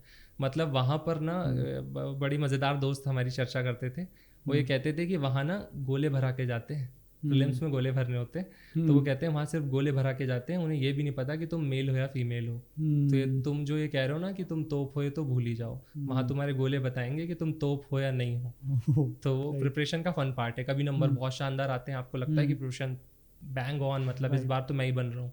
अगले टेस्ट में बहुत खराब नंबर आते हैं, फिर आपको लगता है कि इस बार तो कुछ नहीं होने वाला है। तो ये अप्स एंड डाउन्स ना हर हफ्ते होते हैं। हर हफ्ते आप टेस्ट लिखते हैं, आप प्रिपरेशंस करते हैं, कभी आपको लगता है कि यू आर द वन, और फिर अगले ही पल आपको लगता है कि अरे कुछ नहीं होने वाला है। तो ये जो अप्स एंड डाउन्स है ना, आपके जो क्या बोलूँ मैं, आपके सेल्फ को इतना झकझोर करते हैं, मतलब इतना परेशान करते हैं, आप समझ ही नहीं पाते कि आप हाई एंड पे हैं या लो एंड पे हैं। तो ये बहुत फन पार्ट मुझे लगता है कि एक ही व्यक्ति, विकास सर कहते थे कि कभी किसी को सिलेक्ट होने के बाद घमंड हो जाए अगर, तो उसको अगला एग्ज़ाम दे देना चाहिए। उससे क्या होता है कि अगर आप सिलेक्ट हो जाते, अगर आप फेल हो जाते हैं, तो आप समझ जाएंगे कि आप वही इंसान है जो सिलेक्ट हो गया था, फिर भी वो अगला एग्ज़ाम नहीं पास कर पाया। और अगर आप सिलेक्ट होते भी हैं तो उस प्रिपरेशन में आप समझ जाते हैं कि आप कितने ही महान क्यों ना हो, वहाँ तो आपकी कॉपी ही जाती है। तो क्योंकि आपका रैंक वहाँ नहीं पहुँचेगा। अगला मैं टेस्ट लिखूँ अगर, तो वहाँ पे मेरी सिर्फ कॉपी जाने वाली है, मेरा रोल नंबर जाने वाला है, और अगर उसमें कुछ ढंग का नहीं लिखा है तो मैं पास नहीं होने वाला हूँ। तो ये बहुत मज़ेदार पार्ट है इसका।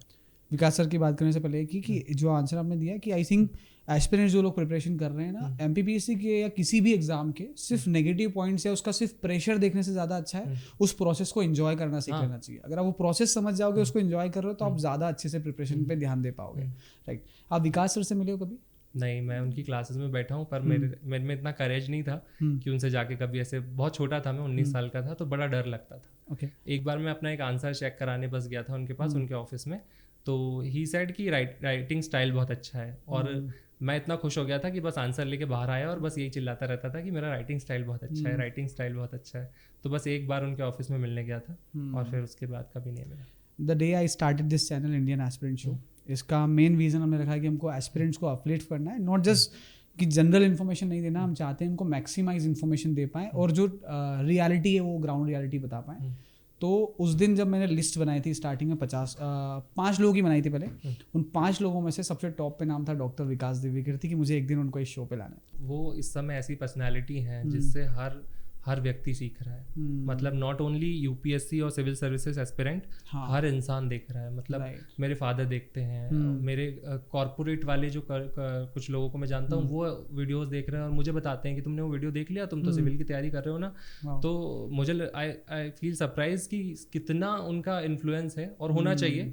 और हमारे समाज में अगर हम विचारों को प्रधानता देते हैं और विचारों से हमारा समाज अगर बेहतर बनता है, तो इसमें क्या दिक्कत है। विकास सर जो जैसा उनका गोल बताते हैं कि वो चाहते हैं कि वो कुछ ऐसे वीडियोस बनाएं या समाज ज़्यादा चिंतनशील हो सके, तो मुझे लगता है कि ये बहुत शानदार चीज़ है। Right. Now let's come to the preparation strategy again.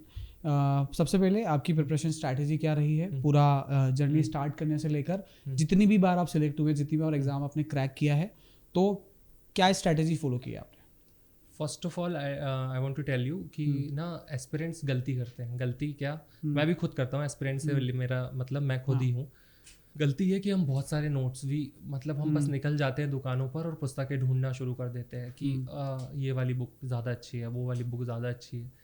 Instead of doing that आप कोई एक बुक लीजिए और प्लीज़ उसको बार बार पढ़िए। मतलब एक जैसे महामहिम जो राष्ट्रपति होते हैं उनके महाभियोग की प्रक्रिया होती है, तो महाभियोग की प्रक्रिया संविधान में वर्णित है और वो हर पुस्तक में लगभग एक जैसी है।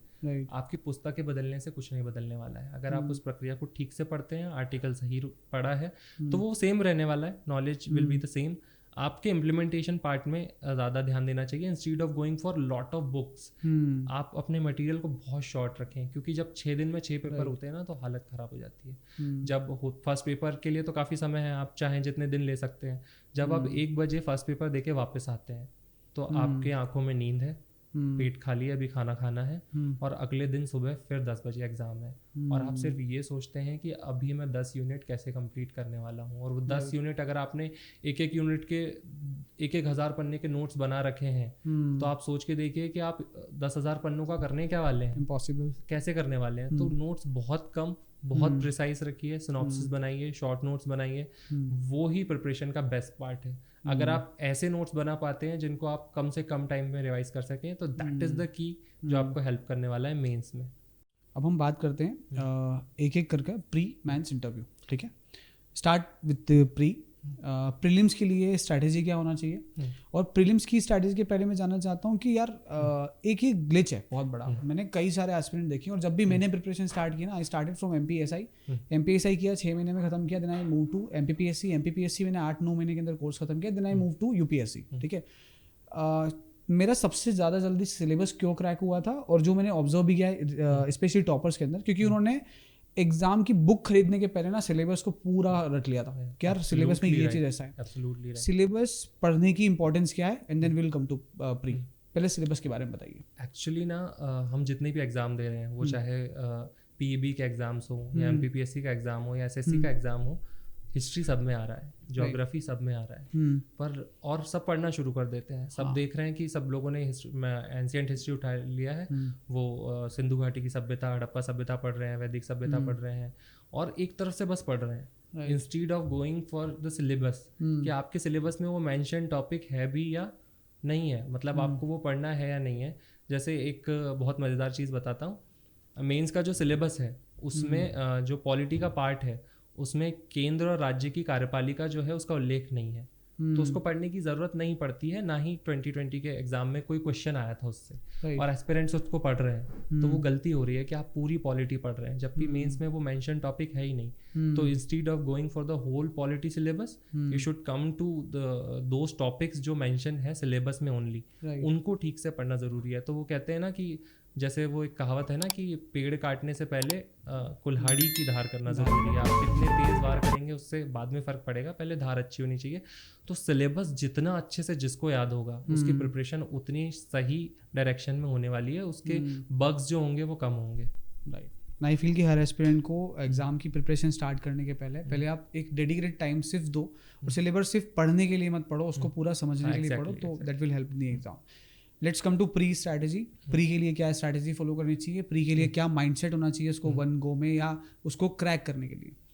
यार प्री को लेके ना एक थोड़ा सा मिसकंसेप्शन ये चलता है कि सब लोग प्री के लिए ना रट्टा मार रहे हैं, मतलब ऐसे फैक्चुअल इन्फॉर्मेशंस पे बहुत ज़्यादा ध्यान देते हैं। आई एम द पर्सन जिसको डेट्स और जो भी ईयर्स होते हैं याद रखने में बहुत दिक्कत होती है। तो प्री से मुझे प्री वॉज माई वैसा कमज़ोर पार्ट मेरी प्रिपरेशन का, और मुझे प्रीलिम से हमेशा डर लगता था। और आई फील कि प्रीलिम्स या मेंस की प्रिपरेशन स्ट्रैटेजिकली डिफरेंट है, पर पढ़ाई के लेवल पे इट्स ऑलमोस्ट सेम। हिस्ट्री, आप कोई कहेगा कि प्रीलिम्स की हिस्ट्री क्या होती है, मेंस की हिस्ट्री क्या होती है, मैं कह रहा हूँ कि हिस्ट्री न्यूट्रल है। आप मेंस की ही प्रिपरेशन करें, आप पूरे सिलेबस को एक बार ठीक से पढ़ें। प्रीलिम्स में बस होने वाला ये है कि वो आपसे कभी कॉन्सेप्ट बेस्ड क्वेश्चन पूछेंगे, और कभी कभी बहुत फैक्चुअल इन्फॉर्मेशन पूछ लेंगे। जैसे अभी एक क्वेश्चन आया था अभी जो प्रीलिम्स हुआ है 2022 का, जो उसमें पूछा था कि भारत छोड़ो आंदोलन किस डेट से शुरू हुआ था, और वो डेट 9 अगस्त लिखी हुई है 1942। तो कभी का अब भारत छोड़ो आंदोलन आप पूरा पढ़ रहे हैं और आपको लग रहा है कि सिर्फ डेट पढ़ के आपका काम हो जाने वाला है, तो ऐसा नहीं है। आपको भारत छोड़ो आंदोलन पूरा पढ़ना है कि वो ऑपरेशन 0R कैसे शुरू हुआ था, और किन किन नेताओं को ब्रिटिश जो गवर्नमेंट थी उन्होंने गिरफ्तार कर लिया था सुबह सुबह ही, फिर आगे पूरा मूवमेंट कैसे चला भारत छोड़ो आंदोलन। तो मुझे लगता है कि प्रिपरेशन मेंस की ही होना चाहिए।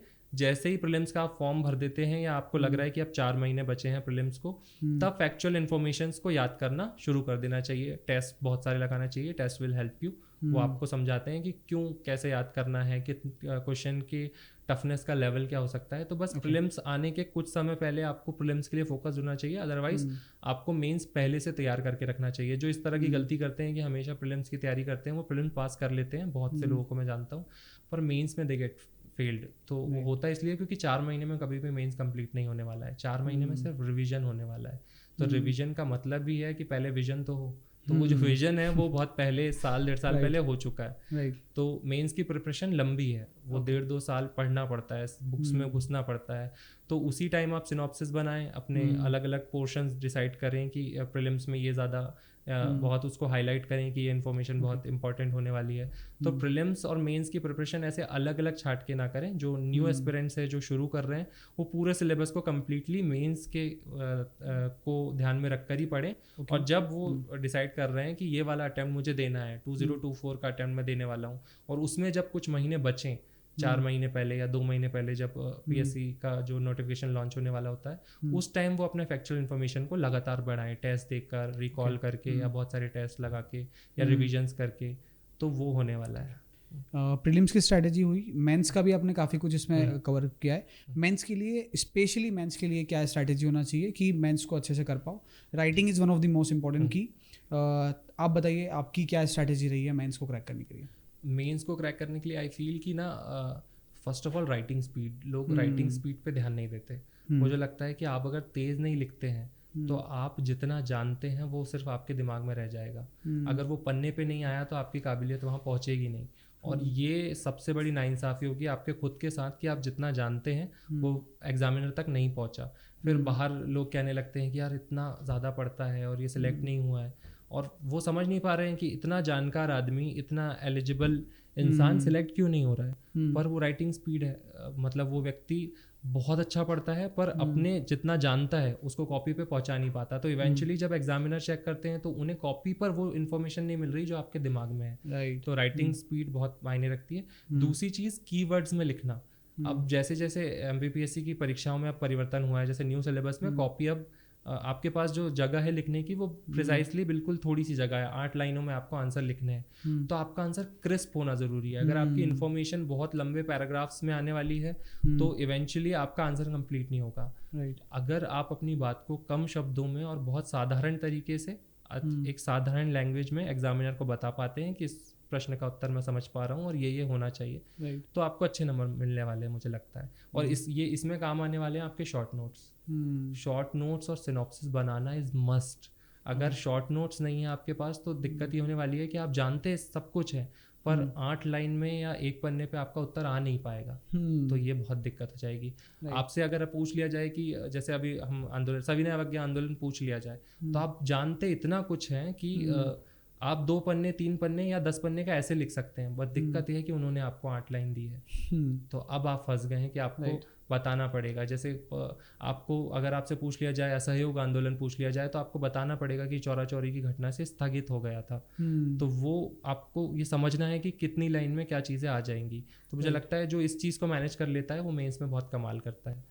तो मेंस में तो बहुत शानदार नंबर लेके आए हैं लोग। मनीष धनगर तो टॉपर भी हैं शायद, मैंने अभी सुना है, मैं उनसे मिला भी था कुछ दिन पहले। उनके तो बहुत शानदार मार्क्स है। तो मुझे लगता है कि जो लोग मेंस में बहुत अच्छा लिखते हैं ना, वो बहुत बढ़िया परफॉर्म करते हैं, उनका रिजल्ट इवेंचुअली बहुत अच्छा आता है। राइट, मेंस के बारे में बताया। अब मेंस आपने लिखा और जो आपने बताया शॉर्ट नोट्स होना चाहिए ना, मेरे को नोट्स के ऊपर बात करनी है आगे चल के कि यार नोट्स कैसे, सही नोट्स कैसे बनाया जाए। क्योंकि हर टॉपर ना ये बोलता है कि यार आपको फ्लो चार्ट बनाना चाहिए, आपको टेबल्स बनाना चाहिए, आपको शॉर्ट रखना है, लेकिन वो कैसे रखना है उसके बारे में मुझे बात करना है। उसके पहले हम लोग इंटरव्यू के बारे में बात करते हैं। आपने कई बार इंटरव्यूज़ दिए हैं, इंटरव्यू के अंदर उस हॉल में जाने के बाद क्या फील होता है? मैं इसको थोड़ा सा लंबा आंसर ले लेते हैं। Please go. क्या होता है ना, मैं बहुत जो एस्पिरेंट इंटरव्यू तक नहीं पहुंचे हैं पर वो पीएससी की तैयारी कर रहे हैं, उनके लिए जानना बहुत ज़रूरी है। आयोग में ना एक बिल्डिंग है मध्य प्रदेश लोक सेवा आयोग की, जिसमें एक ग्राउंड फ्लोर है, फर्स्ट फ्लोर है, और इंटरव्यू जो बोर्ड मेंबर्स हैं उनके जो रूम्स हैं वो फर्स्ट फ्लोर पे हैं, और आपको बिठाया जाता है नीचे।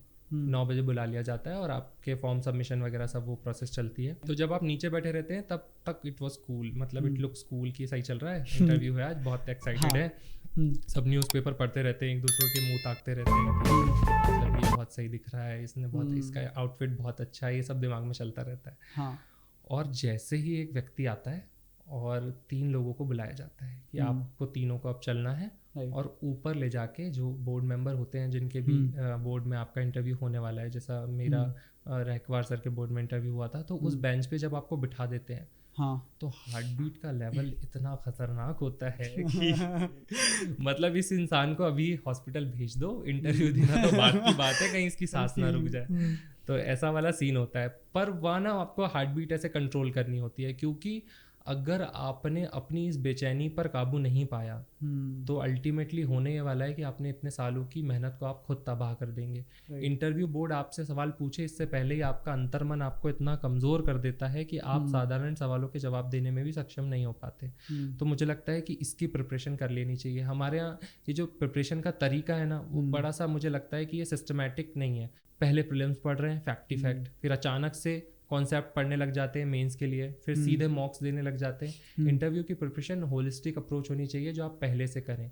जीएस के जो सवाल हैं उन पर आप पहले से, अगर आपने दोस्तों के साथ परिचर्चा कर रखी है और उन पे आपने दोस्तों से बात की है, वाद विवाद किए हैं, तो वो उसके आंसर्स आपके दिमाग में घर कर जाते हैं। और फिर जब इंटरव्यू आप देने पहुंचते हैं तो वहाँ क्या होता है, इतने प्रेशर में सिर्फ वही बातें ठीक से निकल पाती है जो आपके मन में घर कर गई हैं। तो मेरे कहने का मतलब ये है कि आपकी प्रिपरेशन आपके दिमाग में घर कर जानी चाहिए, ताकि आपसे आपके सबसे कमज़ोर समय पर भी सवाल पूछा जाए तो आपसे आंसर सही निकले। तो ये इंटरव्यू की एक अच्छी अप्रोच है कि आप इंटरव्यू की तैयारी मेंस के दौरान करते रहें, दोस्तों से बातचीत करते रहें कि तब ऐसा क्यों हुआ था। दोस्तों से हम ये इंटरव्यू में ही क्यों पूछ रहे हैं कि तुम्हारे विकास का मॉडल क्या है, तुम अगर एसडीएम बन जाओगे तो क्या करोगे, ये मेंस निकलने के बाद ही पूछने की क्या ज़रूरत है। कोई अगर निकला ही है पीएससी की तैयारी करने के लिए तो उससे शुरू में ही पूछ सकते हैं कि बन गए तो क्या करोगे। तो ये सवाल आखिरी में पूछने की बजाय शुरू में ही पूछ लिया जाए तो तैयारी वहीं से शुरू हो जाएगी। वेरी नाइस आंसर्स यार, I really appreciate the way you answer all the questions। और मुझे लगता है कि ये सारे क्वेश्चंस ना एस्पिरेंट्स के दिमाग में चलते हैं और एस्पिरेंट्स को काफ़ी हेल्प मिलने वाली है इन सब चीज़ों से, इन सभी आंसर्स से। आई वॉन्ट कि कल जब मैंने आपसे बात किया, आई डेंट फील कि you are from a Hindi medium. आपने एग्जाम क्रैक किया हिंदी मीडियम से, और हिंदी मीडियम को लेकर तो स्पेशली बहुत सारे मिथ्स है कि यार हिंदी मीडियम वाला बंदा तो टॉपर बन ही नहीं पाएगा, उसको तो बहुत पापड़ बेलने पड़ेंगे, उसको बहुत दिक्कत आने वाली है। हिंदी मीडियम के बच्चों का कॉन्फिडेंस इसी चीज़ से लो हो जाता है। हिंदी मीडियम के स्टूडेंट होने के बावजूद भी back to back exams crack करना, वो कैसे पॉसिबल हुआ है, और हिंदी मीडियम स्टूडेंट्स के लिए आपका क्या मैसेज है, क्या टिप है कि वो उस तरह से तैयारी करें?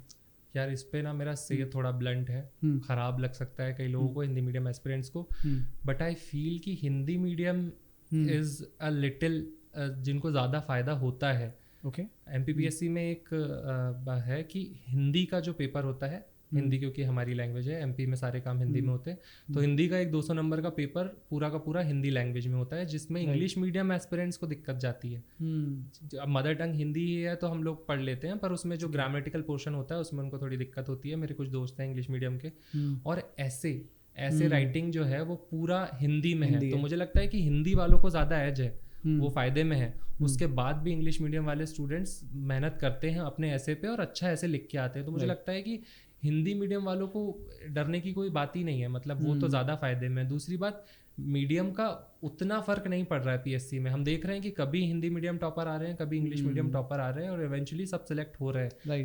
तो किसी भी मीडियम से आइए फ़र्क नहीं पड़ता, और मैंने इस बारे में ज़्यादा सोच भी नहीं पाया। मुझे कभी लगा नहीं कि मीडियम मुझे रोकने वाला है या मीडियम से कुछ ज़्यादा फ़र्क पड़ रहा है। शायद इस बारे में मेरी जानकारी कम है।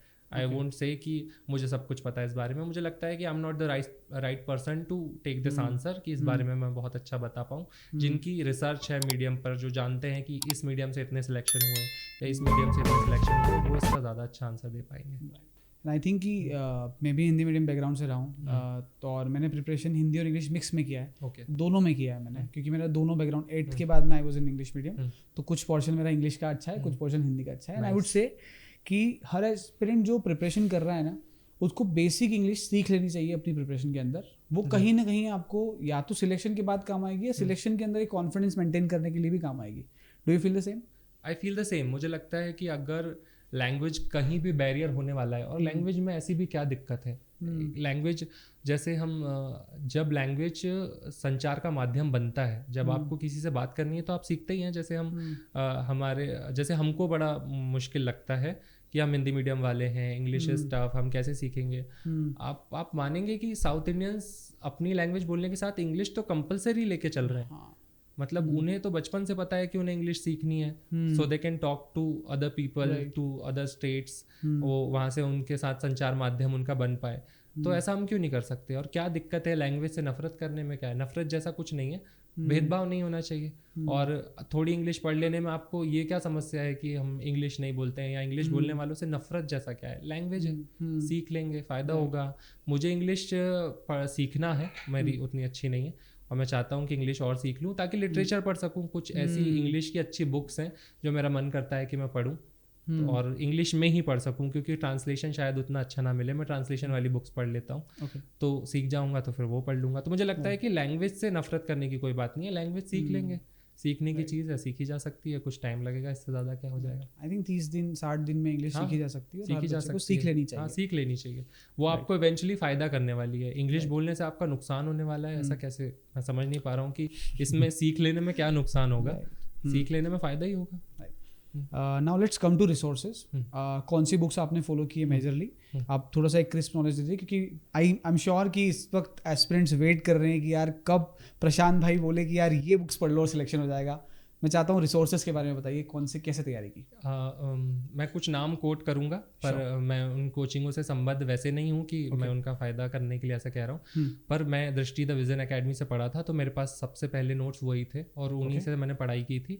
उन्हीं से मेरा पिछला एग्जाम जो 2016 में DSP बना था वो निकला था. और उसके बाद इस प्रिपरेशंस में मैंने कुछ बुक्स और एड ऑन की थी. वो निर्माण IAS की कुछ बुक्स थी जो मैंने पढ़ी थी. तो मुझे लगता है कि मटेरियल सबके बेहतर है. मुझे इसमें कोई दिक्कत नहीं है कि आप ये बुक मत खरीदिए, ये खराब है, या ये बुक बहुत अच्छी है. मुझे लगता है सब कुछ ठीक है. हर एस्पिरेंट को जानकारी है इस बात की कि इस बुक में अच्छा है, इस बुक में बुरा है. दिक्कत ये है कि आप हर बुक खरीदने के पीछे मत दौड़िए. कि मुझे अगर आपको एथिक्स पढ़ना है ना, आपके पास किसी एक कोचिंग के नोट्स होने चाहिए. It will be sufficient. अगर आप एथिक्स की ही 4 बुक खरीद लेंगे तो आपको इवेंचुअली याद कुछ नहीं रहेगा, आपके कॉन्सेप्ट बनना मुश्किल हो जाएगा ना. जैसे शंकर का अद्वैतवाद है. अद्वैतवाद शंकर, आचार्य शंकर जो है बहुत पहले लिख के जा चुके हैं. तो वो किस बुक्स में उसको बहुत अच्छे से समझा दिया है, और किस बुक को पढ़ के आपको वो अद्वैतवाद समझ में आ जाता है, वो सीख लीजिए. इसमें क्या दिक्कत है? मैट्रिक्स मूवी बनी हुई है, मैट्रिक्स मूवी देख लीजिए, शंकर का अद्वैतवाद समझ आ जाता है. राइट. और कुछ बुक्स आप बताना चाहते हो कि यार हिस्ट्री, पॉलिटी, जो मेजर सब्जेक्ट्स है हिस्ट्री, पॉलिटी, ज्योग्राफी, कि इनके लिए आप इसको रेफर कर सकते हैं? मैंने राइटर बुक्स नहीं पढ़ी है एक्चुअली. और इस वजह से मतलब मुझे लगता है कि मुझे पढ़नी चाहिए थी. मेरा नॉलेज और ज़्यादा बेहतर हो सकता था. मैंने इवेंचुअली कोचिंग के नोट्स ज़्यादा पढ़े हैं, क्योंकि वो प्रिसाइजली बने हुए होते थे, तो मुझे वो ज़्यादा हेल्प करते थे. मुझे बुक्स पढ़ने में मैं थोड़ा सा आलस कर गया, मुझे लगता है मुझे और पढ़ लेनी चाहिए थी, तो मेरा नॉलेज बेटर हो पाता. तो मैंने कोचिंग के नोट्स ज़्यादा प्रेफर किए. अगर किसी को लगता है कि राइटर बुक्स उनके लिए अच्छी हैं, जैसे एक रिनोन्ड बुक है, वो नाम तो लेने में कोई दिक्कत ही नहीं है, एम लक्ष्मीकांत पॉलिटी की शानदार बुक है. किसी को लगता है कि उस बुक से उनको बहुत फ़ायदा होता है, और तो फिर उनको राइटर बुक्स पढ़ लेनी चाहिए. राइट. किसी टीचर के बारे में आप बात करना चाहोगे कि यार आई एम श्योर कि आपकी इस पूरी जर्नी में बहुत सारे टीचर्स आपको मिले होंगे, उन्होंने आपको सिखाया होगा, मेंटरशिप दिया होगा, बताया होगा कि यार ये नहीं ये करो. तो किसी टीचर के बारे में बात करना चाहोगे कि यार ये teacher he is one of the reason कि आई एम सिलेक्टेड? सबसे पहले टीचर आपको मैं बहुत बार जिक्र कर चुका हूँ, मेरे पापा जो वो टीचर हैं, वो उनकी मेंटालिटी वही है, क्योंकि वो एजुकेशन डिपार्टमेंट में अपनी पूरी ज़िंदगी निकाली है उन्होंने. तो फर्स्ट टीचर मेरे वो थे. और बहुत सारे नाम है एक्चुअली. मैं किसी नाम को कहूँगा और कुछ छोड़ दूंगा ना तो मुझे बहुत ख़राब लगेगा. और इस इंटरव्यू को देखने के बाद अगर वो टीचर देखेंगे और फिर लगेगा कि मेरा नाम नहीं आया, तो आई फील रियली बैड कि मैं एक नाम ले पाया और एक नाम नहीं ले पाया. There are lot of names. मतलब in at my school, at my college एक प्रोफेसर हैं जिन्होंने कल मुझे फ़ोन किया, उनका बहुत बहुत योगदान भी रहा है. पर एक नाम लूँगा फिर एक नाम नहीं लूँगा, तो जब मैं इंटरव्यू देखूँगा या वो देखेंगे तो मुझे बड़ा ख़राब लगेगा कि कुछ नाम आ पाए कुछ नहीं आ पाए. तो आई फील मतलब कि आई फील ऑब्लाइज्ड कि मतलब मैं उनके लिए बहुत थैंकफुल हूँ. और मेरे दोस्तों के लिए खासकर, मेरे दोस्त बड़े शानदार हैं. मेरे सारे दोस्तों ने बहुत मदद की है. मेरा दोस्त प्रफुल्ल मेरे साथ तो आया भी है. तो मेरे दोस्तों ने मतलब इस थ्रू आउट इस जर्नी में मेरी बहुत मदद की है. वो मतलब मुझे ऐसे ऐसे ऐसे सिर पे चढ़ा के रखते हैं कि तेरा तो होने ही वाला है, तेरा तो होने ही वाला है. और आई एम द गाय जो इतनी सारी मुश्किलों के बाद थोड़ा सा ऐसे डाउन साइड पे था कि यार पता नहीं क्या होगा, देखते हैं ना, देखते हैं, अभी जब हो जाएगा तब सोचेंगे. पर ये एकदम तोप की तरह घूमते रहते हैं कि नहीं नहीं तेरा होने वाला है. तो बड़े मज़ेदार हैं. मतलब वो ऐसे हैं कि उनको पता है कि इसका एग्ज़ाम बिगड़ गया है ना, तब भी आपसे कहेंगे कि अरे तेरा तो होने वाला है. तो वो वैसे वाले दोस्त हैं. वो मतलब आपको दुनिया का सबसे काबिल इंसान फील करवा देंगे जबकि आप जानते हैं कि ये झूठ कह रहे हैं. तो उस तरह के दोस्त आपको थ्रू आउट जर्नी में मदद करते हैं. और teachers are noble. And I feel कि ऐसे जो दोस्त बताया आपने, ऐसे दोस्त होना भी चाहिए. I like to share 2 incident. मेरे 2 दोस्त थे, एक राकेश भैया है और एक उदल जो मेरी लाइब्रेरी में अभी भी आते हैं. उनका इस बार 2020 वाले में नहीं हुआ. बट स्टिल हम लोगों ने, वो बंदा 7 साल 8 साल से प्रिपरेशन कर रहा है. पूरा घर वालों से अलग होके कर रहा है. पूरा घर वाले फैमिली सपोर्ट कर रही है. बट स्टिल यार वो बंदा कभी कभी परेशान हो जाता है कि यार भैया क्या करूँ, समझ नहीं आ रहा. और मेरे को ना बहुत उम्मीद है उस बंदे से. और मैंने उसको बोला, अभी कल परसों जब बात हुई थी, मैंने कहा यार तू सिलेक्ट हो, चला भोला राम पे मैं तेरा जुलूस निकालूंगा और देखना पूरी दुनिया विल गेट सिलेक्टेड. मुझे लगता है ना लाइफ सबसे ज़्यादा जो हार्ड रॉक्स होते हैं ना उनको उतना ही टेस्ट करती है. राइट. तो वो और उसके बाद जो आप निखरते हैं तो फिर दुनिया देखती है कि आपने जंग जीत ली है. तो मुझे लगता है कि टाइम लगता है पर हो जाता है. एंड्स वेल वाली बात है. तो वो शाहरुख खान वाली वो जो लाइन है ना कि आखिरी में सब सही हो जाता है, तो वो ऐसा है कि आखिरी में सब सही हो जाता है. थोड़ा टाइम ज़्यादा लग गया. मैं खुद उस प्रोसेस से गुजरा हूँ. तो आई फील कि पेशेंस बनाए रखो ज़िंदगी में. अगर आपने कुछ ठान लिया है तो आप चलते रहो ना, क्या दिक्कत है. दूसरा कुछ करके तो वैसे भी सेटिस्फेक्शन फील नहीं होगा. जब मुझसे कुछ कहते थे कि कुछ और कर ले, कुछ और सोच ले, तो मैं एक लाइन बोलता था, बस यही आता है. यही किया है ज़िंदगी भर. 19 साल का था, कॉलेज में था, तो यही सपना एक देखा था, यही सोचता था कि यही करेंगे ज़िंदगी भर. यही किया, यही पढ़ते रहे, यही एग्ज़ाम देते रहे, कुछ और सोचा नहीं. तो बस यही आता था तो यही किया. बहुत इंटरेस्टिंग आंसर्स है आपके. आई एम श्योर कि इस वक्त जो भी एस्पिरेंट देख रहे हैं वो बहुत एंजॉय कर रहे हैं इस एपिसोड को. मैं बहुत एंजॉय कर रहा हूँ. कुछ लोग मुझे बहुत खराब बोलेंगे, is a non sincere fellow, कुछ भी बोल रहा है इंटरव्यू पे. पर आई फील कि जो मेरे मन में है वो मुझे बोल देना चाहिए. नो, इट्स नाइस, क्योंकि आप जो बोल रहे हो वो मैं भी रिलेट कर पा रहा हूँ. क्योंकि आई बीइंग एन एस्पिरेंट, तो मैंने वही सारी बातें पूछी जो मुझे लगता है एस्पिरेंट के मन में है. और आपके जो आंसर्स मिले वो सेटिस्फैक्शन पूरा दे रहे हैं कि यार हाँ ये एक ग्राउंड रियलिटी है. राइट. 2 last question. फर्स्ट कि जो आपने बताया कि यार आप सर्विस में जाने के बाद में क्या करोगे वो मैटर करेगा. I want to know from you कि आपका क्या विजन है कि जिस दिन आप ऑफिस में जाओगे एज अ डिप्टी कलेक्टर, जब आप अपने ऑफिस का पहले दिन गेट खोलोगे, उस दिन जब आप पहले दिन अपनी उस चेयर पे बैठोगे, क्या सोचते हो कि उस चेयर पे बैठ के क्या बदलाव लाना है सोसाइटी में? आई फील कि कोई मार्क छोड़ो. मार्क से मतलब मुझे अपना नाम नहीं चाहिए कि प्रशांत ने कुछ किया था. मुझे लगता है कि गवर्नमेंट में आने का मतलब ही है कि अब आपको शासन आपको वो मार्ग प्रदान करता है या वो साधन प्रदान करता है जिससे आप अपने साध्य पे पहुंचते हैं. और ये हमारा जो पूरा का पूरा कॉन्स्टिट्यूशनल बॉडी है वो आखिरी में यही कहती है कि हमारा जो पूरा का पूरा देश है वो एक लोक कल्याणकारी राज्य है. तो मुझे लगता है कि लोक कल्याण कर सकें, कुछ फ़ायदा कर सकें. ऐसे बहुत भारी शब्द बोलने से कोई फ़ायदा नहीं है. इवेंचुअली मेरे कामों से कुछ ठीक हो सके, कुछ बदले, पॉजिटिव कुछ चीज़ें हो सके, मैं एक्टिवली काम करूं और मतलब लोगों की मदद करूं. बस सब बहुत ज़्यादा मेरा प्लान नहीं है. सबसे पहले मुझे बहुत कुछ सीखना है. मुझे अभी कोई नॉलेज नहीं है कि एडमिनिस्ट्रेशन कैसे काम करता है, क्योंकि इतने साल प्रिपरेशन में निकल गए. और आई एम श्योर कि ट्रेनिंग में बहुत कुछ सीखने को मिलेगा. तो मैं बहुत अच्छे से ट्रेनिंग लूँगा पहले कि सीख सकूँ. इवेंचुअली पता चला कि ये नहीं लगना चाहिए कि आप, मुझे लगता है कि उस पद पर पहुंचकर उसका पूर्ण उपयोग करने के लिए ज़रूरी है कि आप समझें कि वो किस तरह से कार्य करता है. तो पहले मैं सीखूंगा. बिना सीखे ये कहना कि मैं बहुत अच्छा काम करने वाला हूँ, ये पता नहीं. और सोशल मीडिया है ही, पता चला बाद में मैं आई विल फेल. वैसा नहीं है. I will do something. और मुझे सोशल मीडिया से थोड़ा सा डर लगता है। मुझे लगता है society is being too judgmental these days. मतलब किसी ने ये कर दिया, किसी ने वो कर दिया, तो सुबह सुबह आई वॉज मतलब गेटिंग रेडी, तो आई वॉज इन डिलेमा कि I should wear a shirt और टी शर्ट और समथिंग। तो आई वॉज लाइक यार, पीपल विल से कि he is a non sincere fellow, he get selected in civil services and he is wearing a T shirt. तो I felt कि यार no, but this is the truth. I wear these things, तो I should be raw, जैसा कि जैसा तुम्हारा channel है। और आई फील कि यार ये ऐसे चैनल होने चाहिए instead of that stereotypical interviews. Important है कि हम समझें कि सोसाइटी इज चेंजिंग और हम जो कपड़े पहनते हैं उसी में रहेंगे। और जब ज़रूरत होगी फॉर्मल्स पहनने होंगे तो फॉर्मल्स पहनेंगे। हर जगह का पहनावा होता है तो वो अपना लिया जाएगा, इसमें क्या समस्या है।